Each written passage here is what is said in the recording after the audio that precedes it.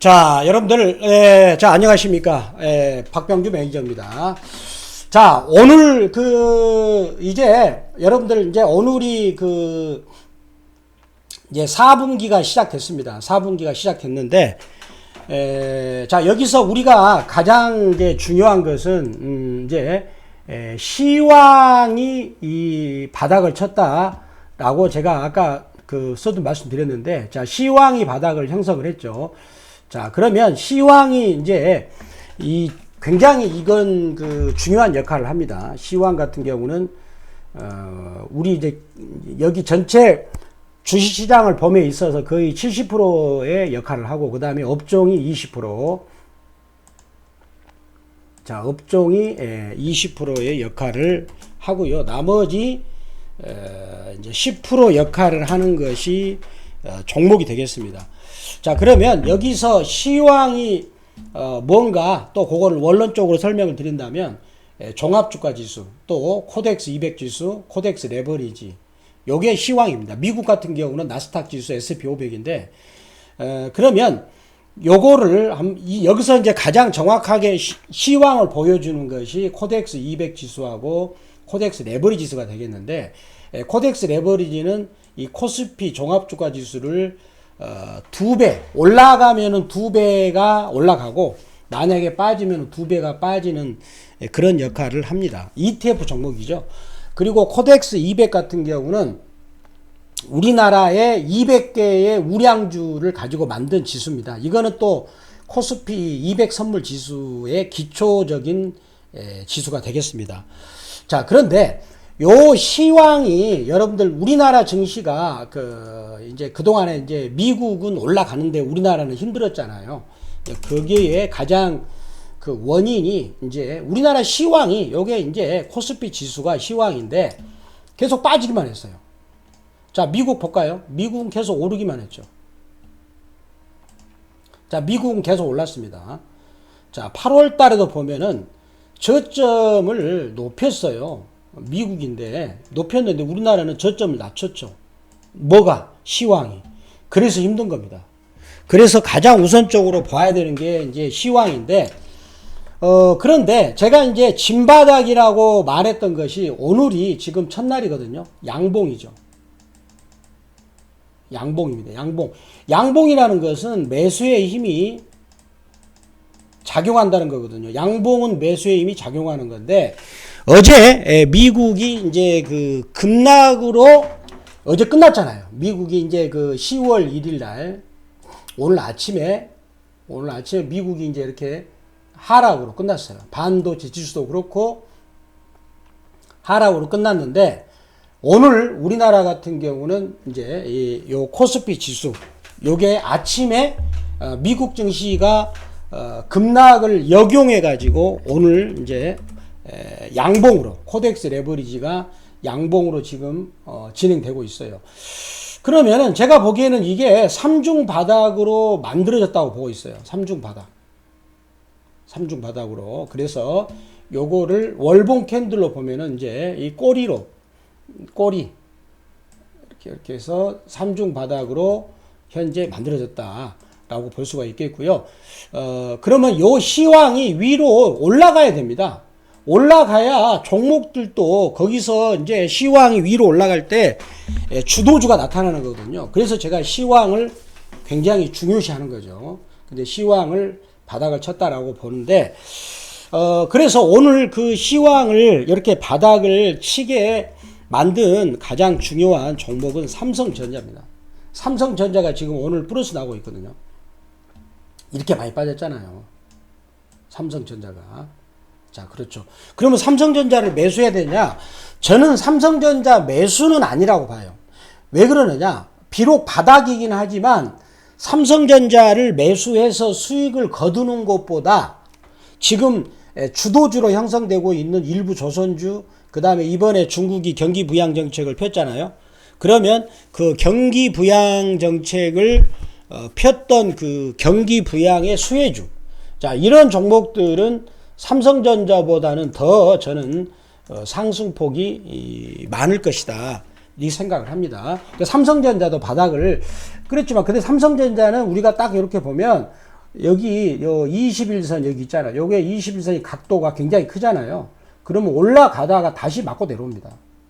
여러분들. 그러니까 올라가더라도 6만 5천 원까지 6만 한 5천 원까지 6만 한 4,500원까지 그 정도까지는 올라갈 수 있겠지만 거기 올라가면 또 빠져요.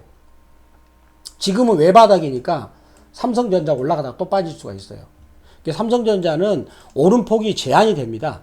그러면 오늘 지금 그 4분기를 시작을 할 때 그래도 나름대로 지금 그 바닥을 완전히 진바닥을 쳐가지고 올라가고 있는 게 뭐냐? 그거는 이제 이번에 어디하고 연관을 지어야 되냐면 이제 시황적인 측면에서 자, 중국 경기 부양 정책.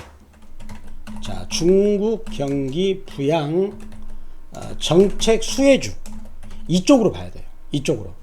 그러면은 이제 여기서 중국이 이번에 경기 부양 정책을 펴는데 옛날하고 틀리더라고요. 자, 여기 보면은요. 중국이 경기 부양 정책을 펴는데 옛날하고 틀린 게 여기 이번에 이제 주요 내용을 보면 이렇습니다. 인민은행이 돈을 푼답니다. 그러니까 우리나라로 보면은 대출 이제 정책 기준금리죠. 정책금리니까 우리나라 보면 기준금리, 미국으로 보면 기준금리인데 그 기준금리를 낮춰가지고 대출금리를 인하를 한답니다. 그러면 사람들이 이제 돈을 대출하는 금리가 낮으니까 대출을 많이 해 나가겠죠.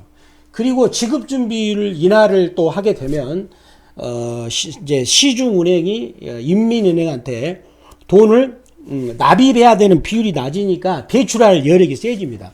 그래서 이제 이 경기부양정책 요거 있고요. 그 다음에 기존의 주택담보대출 금리를 또 낮춘답니다. 그러니까 중국 같은 경우는 사회주의 국가라 주택담보대출 금리를 원래 내가 집을 살 때 뭐 4.5%로 중국은 평균적으로 4.15%인데 거기 4.15%를 낮춰가지고 65%까지 낮춘다 이거죠. 결국은 그거는 내가 빚을 갚아야 할 돈이 줄어든다는 말이죠. 그 말은 결국은 이제 제발 좀 소비를 해라. 그런 뜻이 되겠죠. 그래서 중국은 지금 현재 디플레이션 문제를 해결하려고 지금 뭐 온갖 정책을 다 쓰고 있다. 그리고 또 이제 현재 지금 중국 같은 경우는 소비가 전 세계적으로 가장 낮아요. GDP 대비 미국 같은 경우는 이제 65%가 소비로 이루어지고 있고, 일본도 그러고 56%입니다. 우리나라는 49%인데, 중국은 이제 37%입니다. 자, 그러다 보니까 중국은 전 세계적으로 수출을 많이 하려고 하는데, 이제는 너희들이 그 수출하지 말고, 이제는 너희들 자체적으로 소비를 일으켜야 된다. 라고 해서 지금 그렇게 되시고요. 그 다음에 중국 같은 경우는 저축률이 높아요. 저축률이. 우리나라는 저축률이 33%, GDP 대비 중국은 46%나 되고 일본은 22%인데, 그래서 이제 그런 부분으로 인해서 중국 인민은행이 378조 원을 국채를 발행해 가지고 돈을 푼다고 그러고요. 또 이번에 이거는 재정 정책이죠. 재정 정책이고, 그 다음에 또 중국 상하이시 같은 경우는 그 947조 소비 쿠폰을 발행해 가지고 제발 소비를 해달라. 결국은 이제 이번에 중국 정책이 이제 가장 중요한 핵심은 소비를 육성하는 겁니다. 소비를 육성하는. 그 다음에 부동산 정책, 부동산 경기도 이제 육성하는 거죠. 자, 따라서 이런 것을 영향을 받아가지고, 자, 이런 것을 영향을 받아가지고 오늘 우리나라 그 종목들도 지금 가만히 보시면은요. 자, 이런 것을 영향을 받아가지고 오늘 이제 종목들도 이제 최근에 이제 중국 경기 부양 정책이 발표돼 가지고 중국 경기가 나빠졌을 때 우리한테 가장 영향이 안 좋았던 업종들이 주로 많이 올라가고 있어요. 근데 이 보시면은 우리나라 여기가 중국 상해 증시고 우리나라 한국 증시 종합 지수인데 보면은 미국 증시는 23년, 24년에 계속 올라갔어요. 근데 우리나라는 안 갔죠. 중국은 빠졌어요. 그러니까 중국 증시가 안 올라가니까 우리나라 증시도 안 올라갔거든요. 미국 증시는 올라갔는데. 그런데 이번에 중국이 경기 부양 정책을 발표하면서 중국 증시가 급등했죠. 따라서 우리나라도 올라갈 수가 있다. 한번 볼까요? 자, 보시면요. 자, 이번에 보시면은 중국 상해 증시가 이렇게 폭등했어요. 와, 한 달 만에 17% 올라갔어요. 어마어마하게 올라갔죠. 자, 그런데 과거에 우리가 그 통계를 보면은 시차를 두고 중국 증시가 올라가면은 우리나라도 올라간다. 시차를 두고입니다. 시차를 두고 중국이 올라가면 우리나라도 올라간다. 그래서 오늘 이제 미국이 이제 오늘 새벽에 급락으로 끝났는데 우리나라가 안 빠지고 받쳐주고 있는 그런 이유가 아마 중국 경기 부양 정책에 대한 그런 기대감이 이제 있어서 그러지 않는가라고 생각을 해 봅니다. 물론 오늘 외국인들하고 기관들은 이렇게 팔고 있어요. 오늘 또 지금 외국인들이 4천억을 넘게 팔고 기관들도 지금 4,700억을 팔고 있는데, 그렇지만 요거를 이제 우리가 보면은 이제 여러분들 놀라겠지만 지수는 오늘 양봉을 만들면서 이제 바닥을 만들어주고 있다. 저는 여기서 우리나라 지수가 이제 현재는 우리 지수가 2,573인데 2,680 정도까지는 올라갈 여력은 있어 보인다라고 말씀을 드리도록 하겠습니다. 그렇게 말씀을 드리겠어요. 자, 그러면 여기서 우리가 이제 뭘 봐야 되는가? 오늘 보면은 이제 조선주가 일부 조선주, 현대 미포조선이 지금 셉니다. 그리고 삼성중공업도 양호하고요. 특히 이번에 중국 경기가 안 좋아가지고 가장 많이 하락했던 게 화학업종이거든요. 화학업종이 엄청나게 하락을 했어요. 이렇게 LG화학 보세요. 세상에 이렇게 빠졌습니다. 롯데케미칼. 자, 롯데케미칼도 엄청나게 빠졌죠. 롯데케미칼 보세요. 45만원짜리가 7만 6천원까지 빠졌어요. 진짜 한숨이 나오네요. 그래서 이제 이번에 이런 화학주들이 움직였는데 이번에 너무나 단기적으로 화학주들은 많이 움직였어요. 그래서 저는 화학주보다는 또 중국이 그 경기가 안 좋아가지고 많이 빠졌던 화장품주 이렇게 LG생활건강. 자, 이 LG생활건강도 자, 178만원에서